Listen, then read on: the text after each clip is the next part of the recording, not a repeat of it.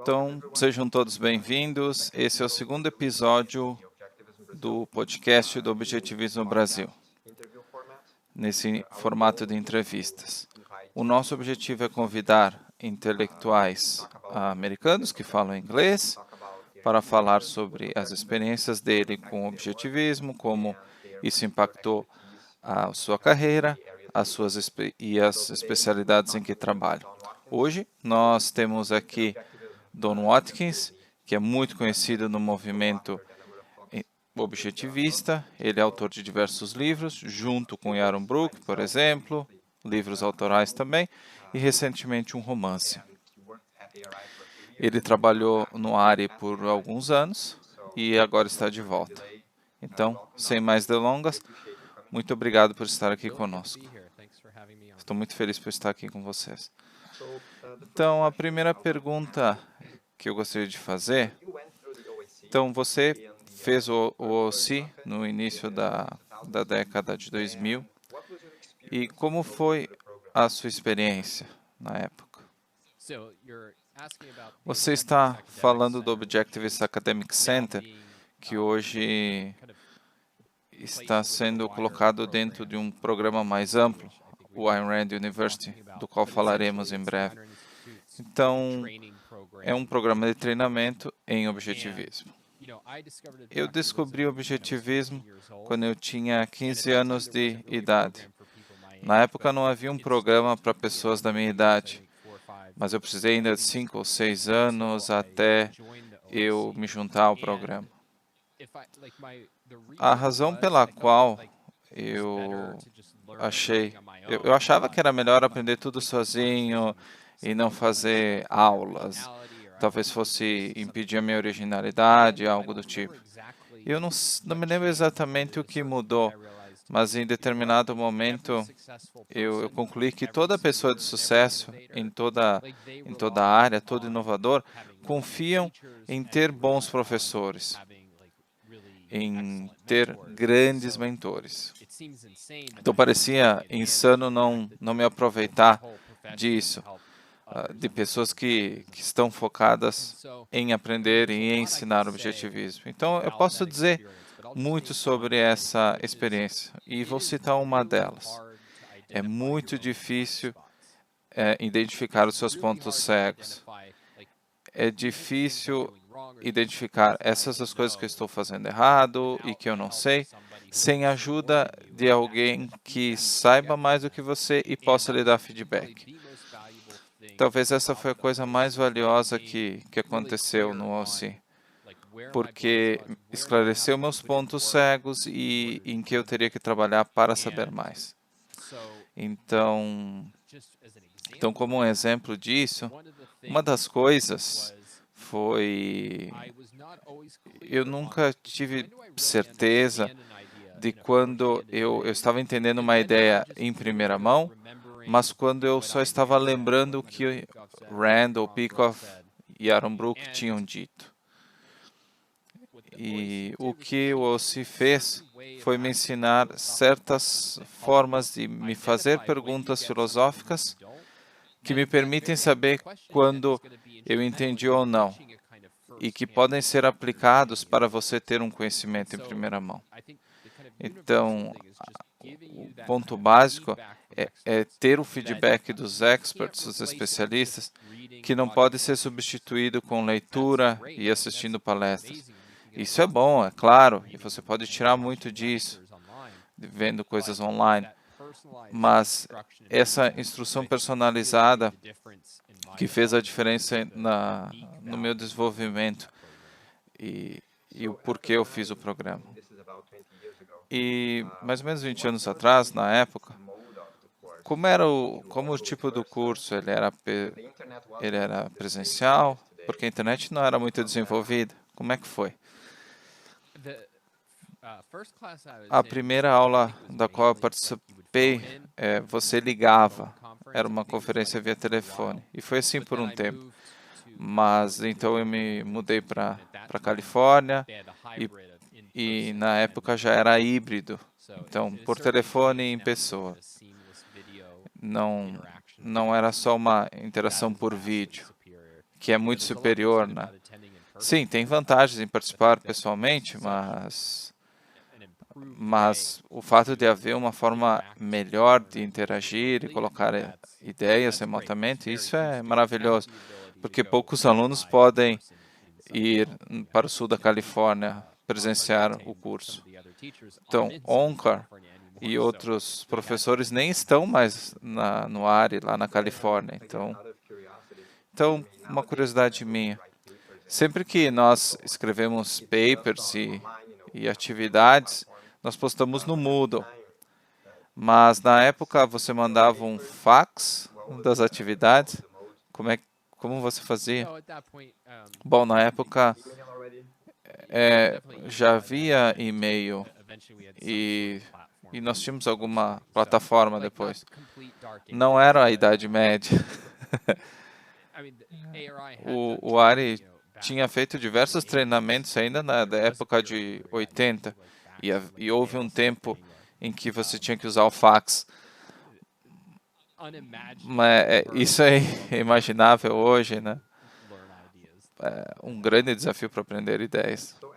Então, depois de entrar nessa esfera do ARI, passar pelo OC, você começou a trabalhar lá como um jovem intelectual. Como foi o seu treinamento trabalhando no Instituto? Minha visão de treinamento intelectual é bem direta. Basicamente, você faz as atividades em que consiste ser um intelectual e obtém feedback. Aprender como ler, pensar, ler artigos filosóficos, escrever, debater e obter feedback. Basicamente, esse era o meu trabalho por 11 anos, todos os dias. Eu fazia isso, escrevendo, lendo, pensando e obtendo feedback de pessoas como Onkar Ghati, Keith Lockett, Yaron Brook, Ilan Giorno. Esse era o processo que, ao longo do tempo, você não tem outra coisa a fazer que melhorar. O seu pico pode ser inferior ao que você imagina, mas você chega lá. Se você está numa situação em que é possível fazer isso. Então, é uma oportunidade sem paralelo se você puder estar numa posição assim. E se não puder, isso é, de fato, o que o Ayn Rand University e o OC eles dão um gosto disso, uma habilidade parcial de fazer isso, mesmo que você não fique 40 horas fazendo isso. Então, você lembra de uma época quando começou a ter esse treinamento? Muito dele você percebeu, eu não consigo escrever, eu tenho tantas deficiências e coisas do tipo. Houve um momento em que você percebeu que tinha se tornado bom e que poderia produzir um artigo, escrever um discurso e com esse feedback, chegando um momento em que você podia dizer, nossa, agora eu posso fazer. Esse momento, essa revelação, algo do tipo. Ou um livro, Mastery, se não me engano é o título. Eu não recomendo muito, é do Robert Greene. Mas ele analisa várias esferas em que as pessoas tentam ser especialistas em algo, artes marciais, carreira. E ele analisa o processo de melhorar, estabilizar, e esse planalto, né, é muito difícil, porque você parece não estar progredindo. E muitas pessoas desistem nesse momento. E isso normalmente começa lá no início. No início você aprende muito e progride, aí estabiliza. E aí as coisas ficam difíceis e você desiste. Eu passei por algo similar.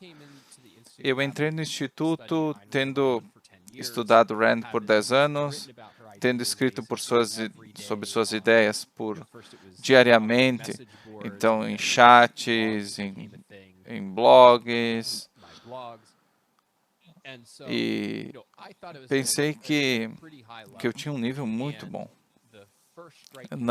A primeira surpresa foi quando eu entrei no instituto e eu estava começando o OC nessa época. Eu tinha feito o curso de escrita, mas não tinha me aprofundado na filosofia em si. Então, quando eu cheguei no instituto, encontrei as pessoas e obter feedback, foi difícil ver que eu estava tão longe do que era necessário para cumprir o meu trabalho. Foi assustador, mas também empolgante. A ideia de que havia tanto a aprender, eu fiquei empolgado, mas eu não tenho uma linha divisória, mas eu precisei de alguns anos para me sentir competente. Eu me lembro do primeiro ano e eu estava tentando escrever um editorial sobre o banimento do cigarro nos restaurantes. E eu olhava para o papel e pensei, eu não sei escrever, e não de uma forma ridícula, mas eu ficava me perguntando como eu vou fazer um parágrafo. Mas depois de 2 anos, coisas começaram a ser aprovadas, eu tive novos insights. Mas só no final do meu primeiro livro, com Yaron Brook, Free Market Revolution, que eu percebi que eu estava em controle da minha escrita e desenvolvi o meu estilo pessoal. Eu ainda tinha muito a aprender e melhorar, e de fato, na medida em que eu cheguei me tornei um mestre nessa experiência, foi nos últimos 3 anos. Mas aquele primeiro livro foi majestoso. Naquele momento, eu senti que eu sabia o que eu estava fazendo, e eu digo em termos de que eu estava em controle da minha escrita. Essa é a diferença entre amadores e profissionais. O amador pode acabar produzindo coisas boas, às vezes é uma bagunça, mas quando enfrentam um problema, eles não sabem sair do problema. E quando fazem algo bom, eles não sabem por que fizeram, como fizeram. Um profissional é alguém que pode ter dificuldades, problemas, mas você sabe por que as coisas funcionam ou não. Você pode diagnosticar e enfrentar as dificuldades. E isso demora muito para ser alcançado, essa capacidade. Como o seu treinamento intelectual influenciou a sua vida depois de sair do ARI? E como isso o tornou mais produtivo? Bem, são 2 perguntas diferentes. Na primeira, eu só direi que o que eu estava aprendendo era como pensar filosoficamente e como comunicar efetivamente. E esses são 2 valores fundamentais na vida e na carreira. Mas, se colocar em termos de produtividade, o que é produtividade? Quando as pessoas falam disso, e você compra livros sobre o tema, normalmente o foco é em eficiência. Agora eu descobri esse segredo que vai me poupar 5 minutos nos meus e-mails, e agora eu sou mais produtivo. E isso é verdade, mas de uma forma trivial. Produtividade é quanto valor você pode criar. E, essencialmente, o meu treinamento dizia respeito à habilidade de criar valor como intelectual. Era isso que eu estava aprendendo a fazer. Isso me deu a habilidade, a pré-condição para criar valor como intelectual é ser capaz de pensar e se comunicar claramente. Mas isso não é suficiente. Depois que eu saí do ARI, eu passei 3 anos trabalhando com o Alex Epstein, meu antigo colega no ARI, e ele criou um instituto, o Center for Industrial Progress, que comenta sobre questões de energia e ambientais. Provavelmente vocês conhecem ele, o autor do livro Fossil Future, que está sendo lançado. E o que aprendi com ele é como você combina essa base filosófica, essa capacidade de se comunicar, com a criação de valor para pessoas no mercado. O mercado-chave, o conceito-chave é de Jeff Bezos, a ideia de obsessão pelo consumidor. E a ideia de que criar valor significa que as pessoas no mercado valorizam o que você cria no mercado. Como eu posso ajudar essas pessoas? Como posso trazer valor e que elas vejam como valor? Então, se você pensar no objetivismo, por exemplo, há uma visão de que os empresários precisam de uma defesa moral. Mas se você tentar começar um negócio dizendo, eu vou lhe oferecer uma defesa moral para vocês, você não vai a nenhum lugar. Porque você não está ajudando as pessoas como elas querem ser ajudadas. Ninguém na indústria da energia estava buscando uma defesa moral dos combustíveis fósseis. Eles queriam uma proteção contra marketing negativo, que seus projetos fossem aprovados, influenciar políticas, serem capazes de atrair talentos. Então, nós vimos que o livro do Alex ajudou a alcançar esse objetivo. Então, o que de fato eles queriam? O que problemas eles estão tentando resolver? E com base nisso, eu posso usar a minha capacidade de me comunicar e a minha capacidade para que eles alcançassem isso. Então, no marketing, normalmente as pessoas dizem que as pessoas não compram furos, eles buscam resultados, eles não se importam tanto com os meios. Os meios são intelectuais. Tem que dar um resultado que eles querem alcançar. Então, esses foram os pilares que ser um intelectual que é produtivo é ser capaz de alcançar a verdade, para comunicar a verdade, e parte disso significa comunicar de forma persuasiva, mas fazer de uma forma que resolve os problemas que as pessoas estão tentando resolver no mercado. Entendo. Mudando um pouco o foco, falando um pouco de filosofia, você poderia nos dar uma revisão das virtudes no objetivismo?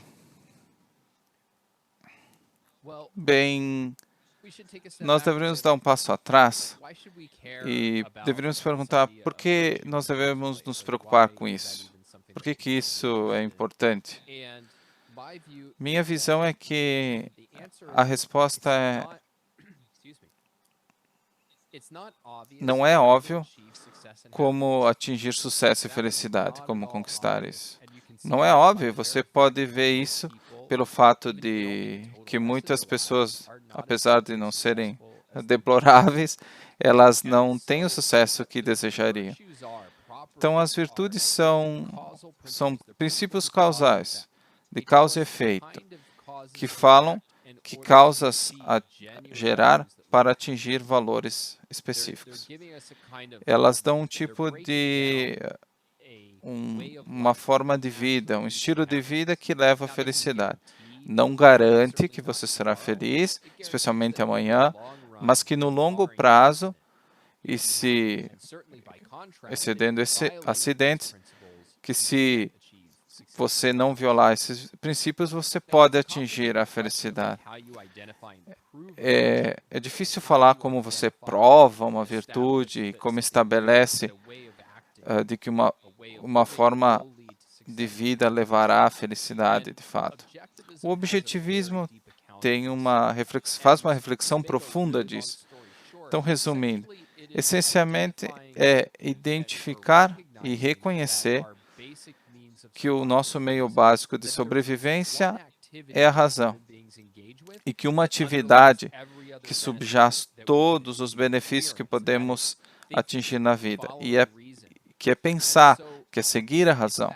Então, se isso é verdade, então a virtude básica, a fonte de todas as coisas que queremos atingir na vida, surgem de ser racional. seguir a razão em todos os aspectos da vida, sem exceção. Você pode dizer que é usar a razão como seu único guia para o conhecimento e para os valores. Isso é muito abstrato. Se tudo que eu lhe dissesse é seja virtuoso, seja racional, isso não é orientação suficiente. É muito geral. Então, Ayn Rand divide essa virtude, racionalidade, em diversos aspectos do que significa ser racional em diversos lugares e tipos. Ela tem 6, e ela não diz que são as únicas, mas a considera como as principais. Então, você tem dependência, a ideia de pensar por si próprio e viver pelo trabalho da sua mente, a honestidade, recusar-se a falsificar a realidade, integridade, que é a unidade de pensamento e ação, justiça, julgar as pessoas de forma racional e dar a cada pessoa o que ela merece. Então, produtividade é a criação dos valores que você precisa para viver, e orgulho é atingir a autoestima através da sua ambição moral. Então, tudo diz respeito a ser racional, mas com um foco delimitado em termos do que a racionalidade consiste. Então, por que se um homem viola uma das virtudes, ele está violando todas? Qual é a relação entre as virtudes? Bem, isso não é exatamente certo. De certa forma, de alguma perspectiva, sim. No sentido que, sim, existe uma virtude de racionalidade e você é racional. Mas o ponto é... A questão é, para violar consistentemente uma virtude, você tem que violar todas elas. Por exemplo, se você fosse rejeitar a justiça, no final das contas, isso significa rejeitar todas as outras, a produtividade, enfim, quase todas as outras. Mas acho que essa questão normalmente se mistura com outra, porque na visão objetivista, não existe uma pessoa que está consistentemente violando virtudes. Por exemplo, estou 100% do tempo mentindo, traindo. Então, toda a essência do mal é pegar carona na virtude dos outros. Então, eu vou produzir, eu quero que os outros produzam. Então, eu não vou criar um Estado que vai tributar, que vai proibir alguma coisa. Eu quero que vocês produzam. E eu só quero fazer algumas exceções que me caibam. Então, às vezes eu vou trabalhar, às vezes eu vou roubar R$20, ou eu vou trabalhar, mas vou tributar você e vou exigir que você pague para que os outros vivam nas suas costas. Então, o grande problema é ser esse carona e fazer exceções para si próprio. Então, há muito a dizer sobre o que há de errado com isso e por que isso não funciona, mas o meu ponto é que a questão fundamental é tudo que torna a virtude é a consistência. Se o mal está tentando evadir aqui e ali, o bem tem que ser consistente. Tem que ser honesto sempre que possível em todas as questões. Veja, é possível que uma boa pessoa falhe em algum momento. E é por isso que eu destaco essa ideia de que não é verdade, de que quando você rejeita uma virtude, você rejeita todas. Não quer dizer que se você errar uma vez, você é como Hitler. O ponto é que você tem que se recomprometer.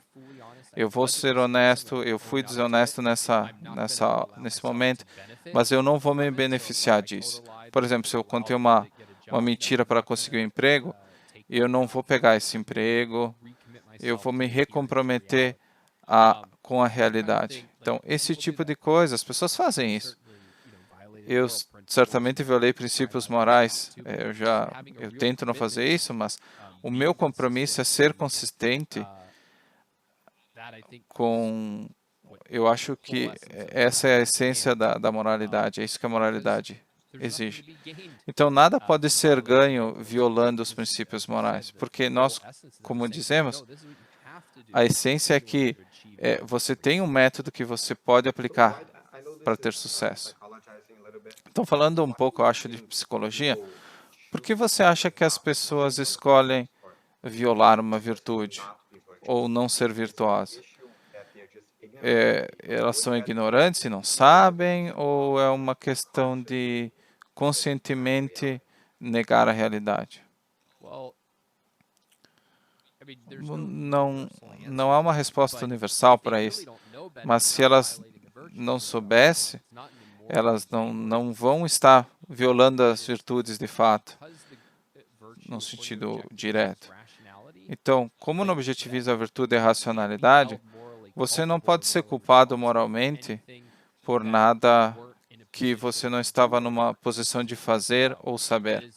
Então, se você está de fato tentando entender coisas e dar o seu melhor dentro do seu nível de conhecimento e tentando expandir o seu conhecimento e moralidade, é isso que a moralidade exige. Ela não requer onisciência, o impossível. Então, você pode separar isso, não pode significar isso. Então, uma pessoa que nunca ouviu sobre objetivismo e não entende alguma questão moral da perspectiva objetivista, ela não pode ser culpada. Então, o grande conhecimento moral que o objetivismo ensina, todo adulto tem capacidade para aprender. O fato de que honestidade é uma virtude não é um grande insight de Rand, por exemplo, embora ela foi profunda no seu aprendizado, na sua compreensão e porque é virtuoso e como aplicar isso em casos mais complicados. Mas você não precisa fazer uma classe de ética para saber que é errado trair a sua esposa. Não é uma questão de causa psicológica, mas você pode dizer que, universalmente, o que está envolvido é se afastar da realidade. Ela chama isso de evasão.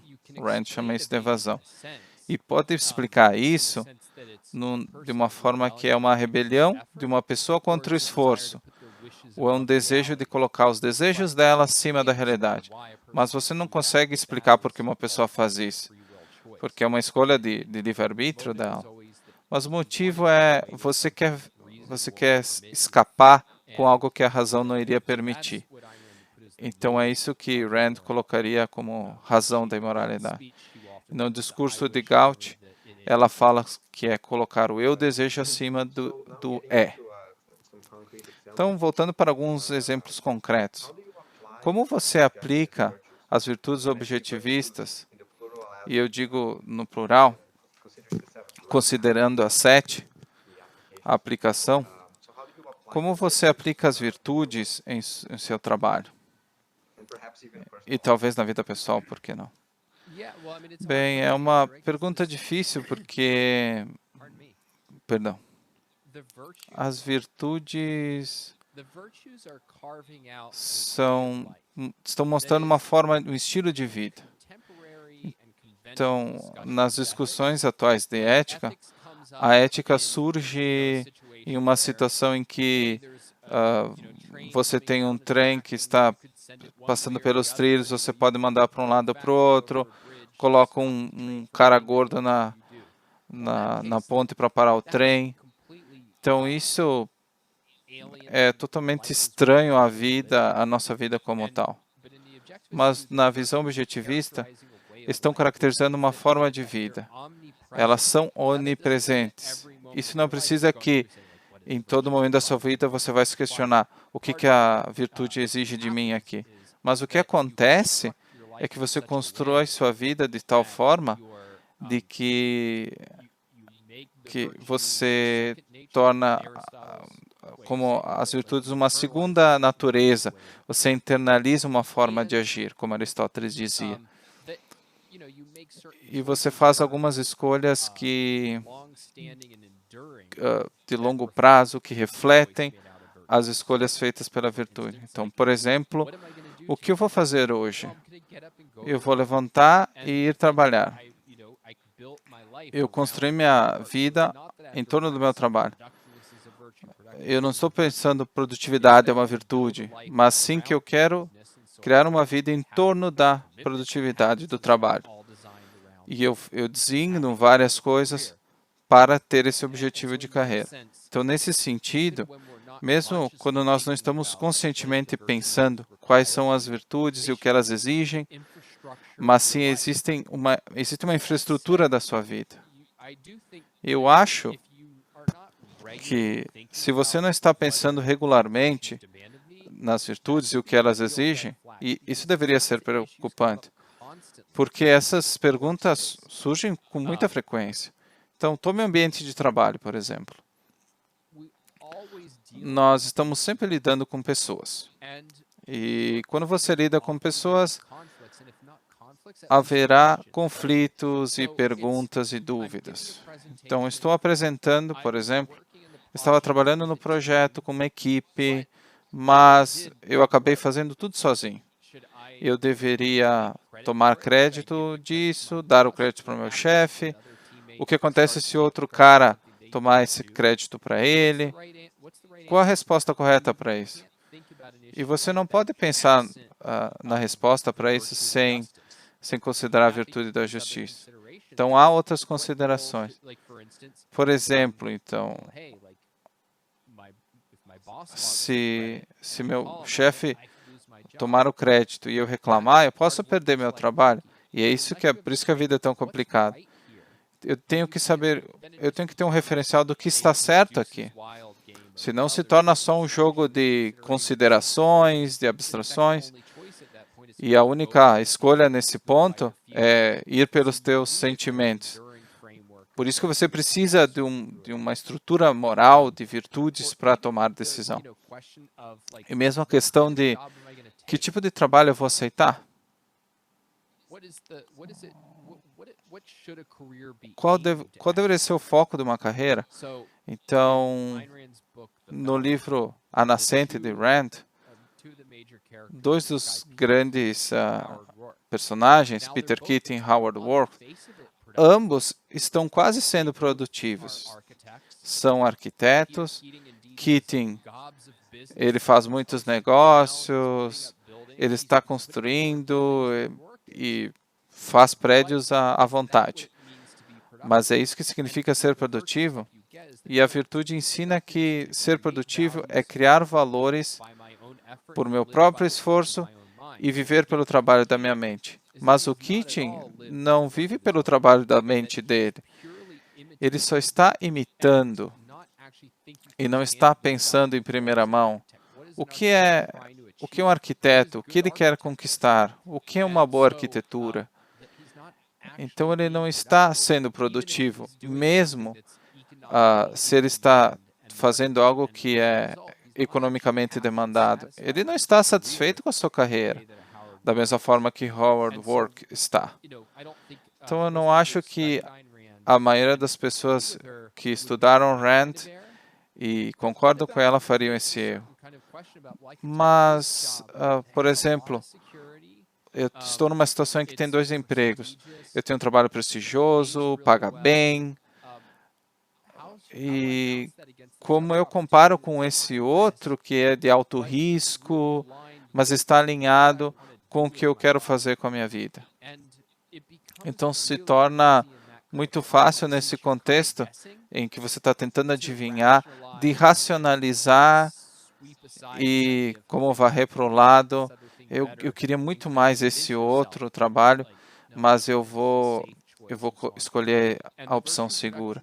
E a virtude da produtividade ajuda a manter uma consciência de que eu preciso levar a sério essa carreira será genuinamente satisfatória para mim. E só quando eu tiver essa clareza, eu vou poder levar em conta fatores secundários como segurança ou algo do tipo. A virtude ajuda a chegar no fundamental. Elas não vão lhe dar a resposta total para todas as questões, mas vão lhe orientar, vão lhe dar uma estrutura de ser um tipo, e não vão lhe deixar na mão e deixá-lo confuso em uma questão. Deixa eu ler uma pergunta mais pessoal, do lado do parental. Você tem 2 filhos. Eu tenho uma menina de 2 anos. Qual é a sua abordagem para ensinar as virtudes aos seus filhos? Ou, em vez de dizer como você mostra para elas as virtudes, você não tem um quadro branco, obviamente. É mais uma coisa prática. É bem interessante. Acho que você está certo nesse sentido. Meus filhos têm 7 e 9. E eu entendo que a pior coisa que você pode fazer é palestrar filosofia para crianças. Mas o que você quer cultivar são certas virtudes. Eu não gosto de falar muito disso porque eu não sou autoridade parental, mas eu diria que, em geral, existe, veja, a essência de criar um filho, desenvolvê-lo, você quer ajudar ele a desenvolver valores sólidos. Então, muitas pessoas dizem, acham que o problema é que a criança é egoísta. Então, elas não querem que ela seja egoísta. Mas eu acho que o grande problema a ser resolvido é como cultivar a mente dessas crianças para permitir que elas pensem sobre os seus valores de uma forma conceitual de longo prazo. Há muito a dizer sobre isso, e eu gostaria de recomendar pessoas como Matt Bateman, Lisa Van Damme, Carl Steele, que são objetivistas, especialistas nessa área, Ray Jorn, entre muitos outros, que tem mais a dizer sobre isso, mas eu vejo isso mais como quais são as coisas que estou encorajando ou não? Para mim é bem simples. Eu encorajo. Eu vou dar um exemplo. Se eu quero que meus filhos se apaixonem pelo conhecimento, eu vou criar um ambiente em que eu vou criar eles, que eles possam explorar o conhecimento. Então, nossa casa é cheia de livros. Não só os meus livros, mas com diversos livros infantis. Então, minha esposa adora livros infantis. E você deveria pedir para ela, porque ela trabalhava na Van Damme Academy. Ela é uma especialista em educação, muito mais do que eu. Mas acho que ter esse ambiente em que valores racionais estão à disposição é pelo menos um componente importante desse encorajamento de cultivar as virtudes. Então, voltando à discussão sobre o ARI, a Rand University e os programas, então o ARI está fazendo essa mudança no escopo do OC em termos de treinamento intelectual.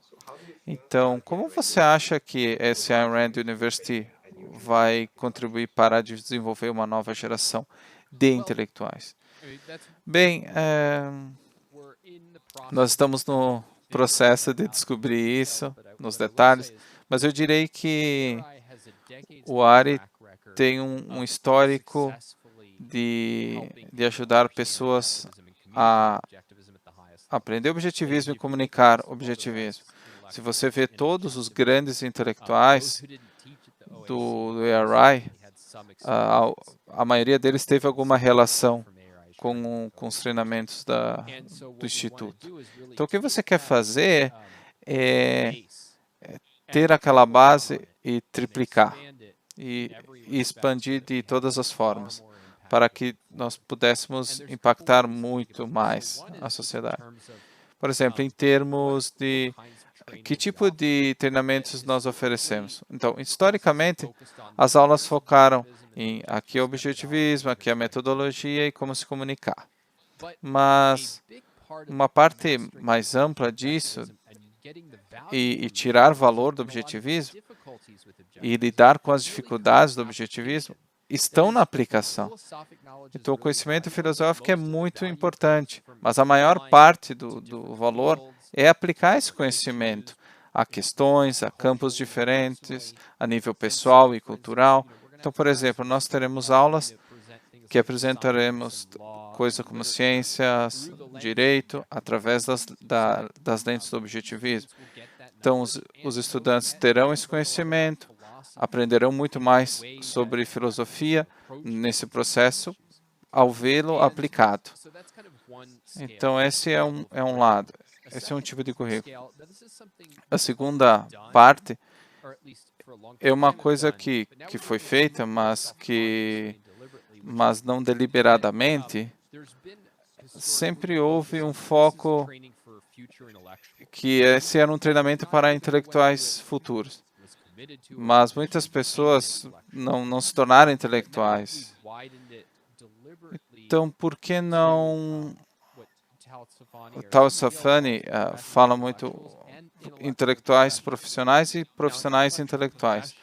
Então, esse segundo tipo não é só alguém que gosta de filosofia no seu tempo livre, mas alguém que leva as ideias a sérias e tende a ser um defensor de ideias na esfera do seu trabalho. Querem pensar de forma clara. Por exemplo, uma ideia como Ray Gurn,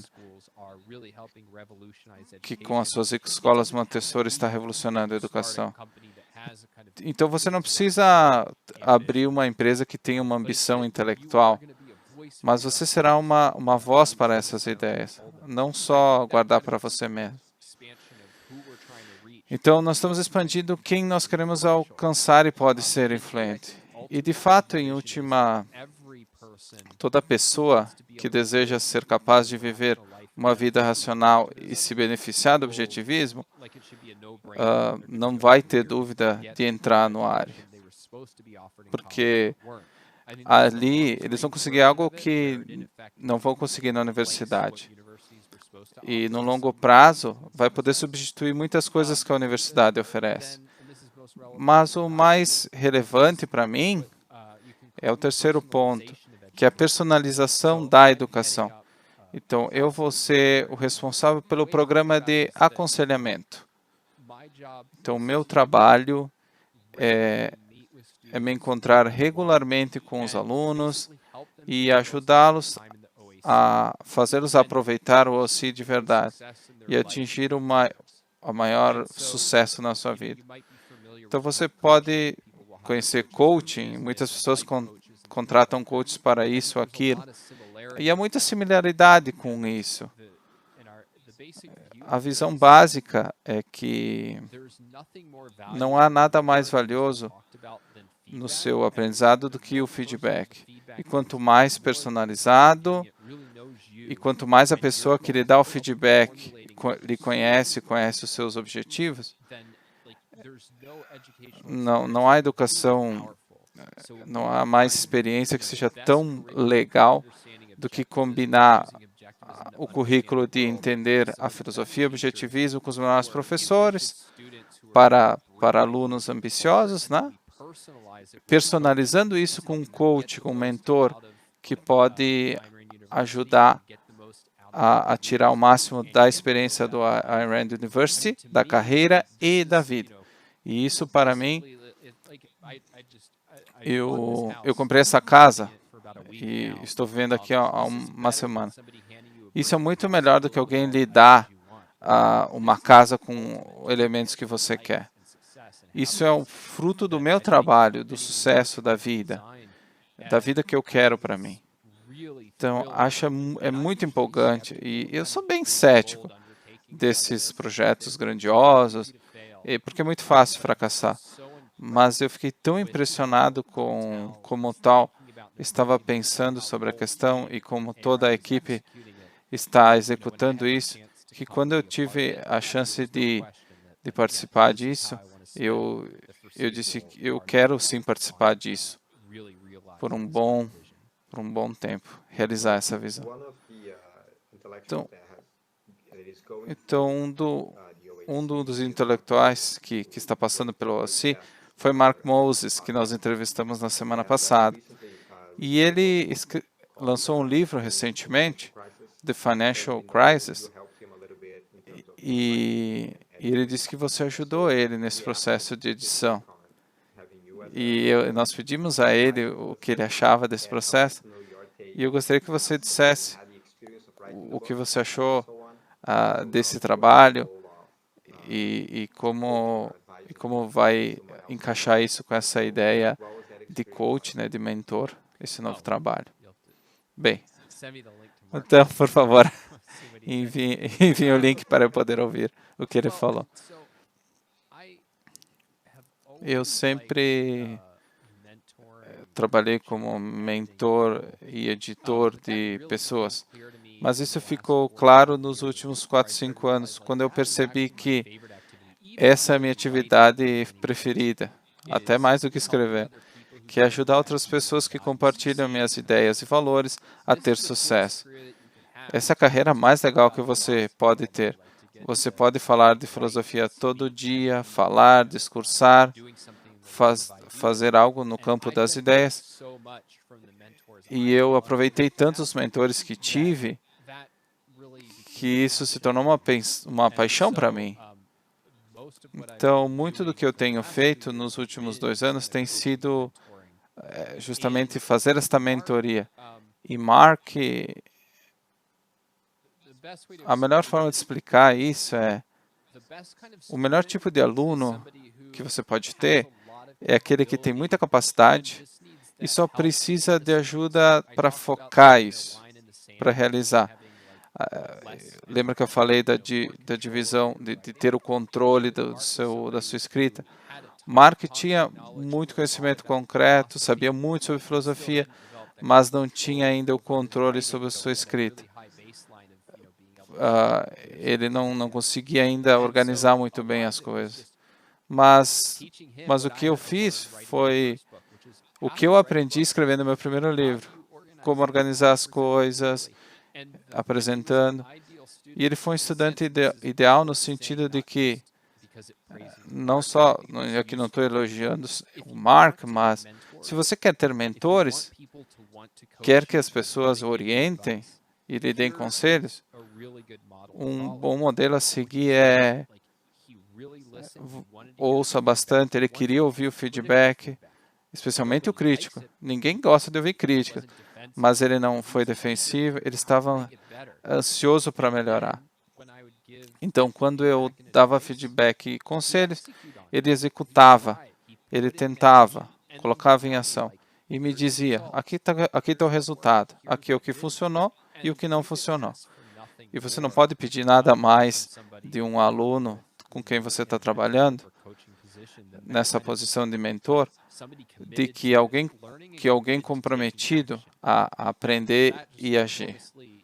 Então, isso me impressionou muito e eu fiquei muito empolgado, mas não surpreso de que o Mark conseguiu uma grande editora para o seu livro, inclusive ele está aqui na prateleira, o livro, e eu acho que se saiu muito bem e ele vai poder fazer muitas coisas com base nisso.